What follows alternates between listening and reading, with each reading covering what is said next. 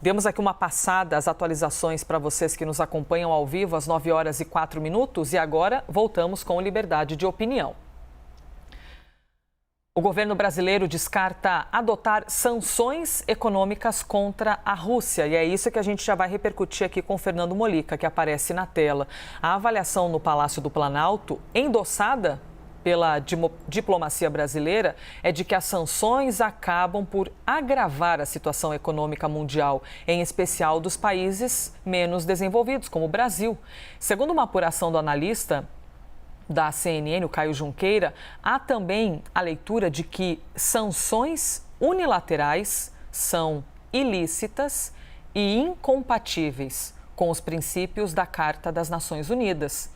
Não tem havido, contudo, indisposição dos países que lideram essas sanções, como Estados Unidos, Japão e União Europeia, a respeito da posição brasileira sobre rejeitar sanções à Rússia, segundo fontes do governo. Fernando Molica, se a gente fosse somar a quantidade de vezes que nós falamos a palavra sanção nos últimos 14 dias, não é? Ou no plural, sanções, são enormes e a tendência de quem aplica essas sanções é que cause, de feito, um problema colateral grave para a Rússia, na tentativa de parar o avanço das tropas.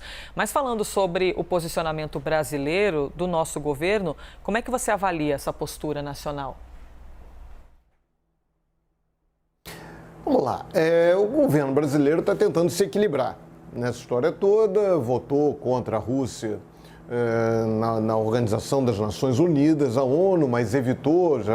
O presidente Bolsonaro diz que o Brasil é neutro, aí depois o ministro das Relações Exteriores disse que não, o Brasil tem uma postura equilibrada. E também lá na ONU o governo brasileiro disse ser contra sanções, enfim. Agora é o seguinte, as sanções econômicas, na avaliação do governo brasileiro, né, de acordo com essa apuração do Caio, seriam ilegais, seriam contrárias à Carta das Nações Unidas. Ok, mas invadir um país pode? Quer dizer, você não pode deixar de comprar petróleo, você não poderia impedir negociações comerciais, mas você, um país, poderia invadir o outro país? Então, assim, tem uma gradação nessa história. Né? Uma coisa pode invadir, mas não pode fazer sanção. Um país pode invadir, mas não pode ser alvo de sanções comerciais. Não faz sentido. O gesto de invadir um país, de ocupar militarmente esse país, de tentar ocupar militarmente esse país, bombardear um país, de fazer vítimas, além de vítimas militares, que são pessoas como qualquer um de nós, também você bombardear civis, obrigar que 2 milhões de pessoas saiam de suas casas, abandonem seus lares. Imaginemos isso, o que é deixar a nossa casa, pegar uma malinha de rodas aqui, botar o essencial e ir para um país desconhecido, ir para um outro lugar, para outro mundo. Uai, isso não pode? Isso pode, melhor dizendo. Pode isso, mas não pode fazer sanção comercial contra isso? Então, calma. Claro, o governo brasileiro tem que resguardar os interesses do país, em particular ali essa questão de fertilizantes, mas tem que ter cuidado, né? Há uma gradação. Quem começou essa história, claro que você pode falar, mas a história, a Ucrânia, o território, tem russos no território ucraniano, tem uma longa história de negociação, tem lá o golpe lá de 2014, né, que o presidente pró-Rússia foi deposto.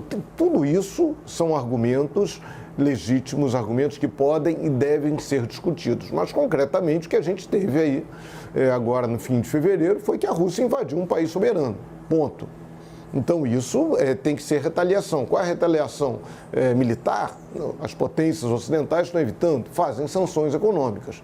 Em relação à Carta das Nações Unidas, né, que o governo cita, dizendo que essas retaliações econômicas seriam contrárias, fui dar uma olhadinha na Carta das Nações Unidas, que aqui pelo Brasil foi assinada pelo Getúlio Vargas, presidente da República.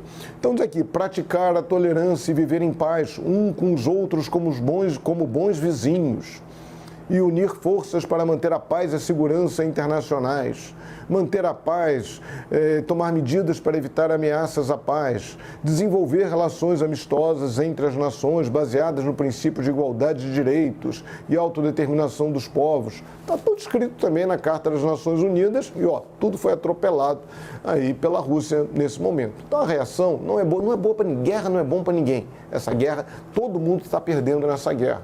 Agora, a reação comercial, a condenação do governo brasileiro às retaliações é meio delicada. Tem que condenar também mais enfaticamente ainda a invasão da Rússia, a invasão da Ucrânia pela Rússia. Elisa. Obrigada, Molica, por mais uma opinião.